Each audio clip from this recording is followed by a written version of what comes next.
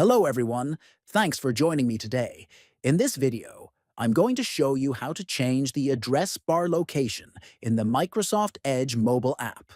Whether you prefer it at the top or bottom, this quick guide will help you customize the layout to match your browsing comfort. Open the Microsoft Edge app on your mobile device.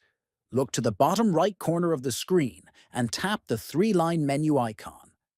From the menu that appears, scroll down and select Settings.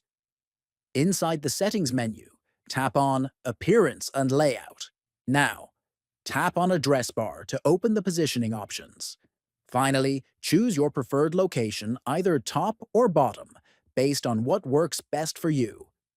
Your address bar position will update immediately, and you can return to browsing. That's all it takes to change the address bar location in Microsoft Edge Mobile. If you found this guide helpful, consider subscribing for more useful tech tips and tutorials every week.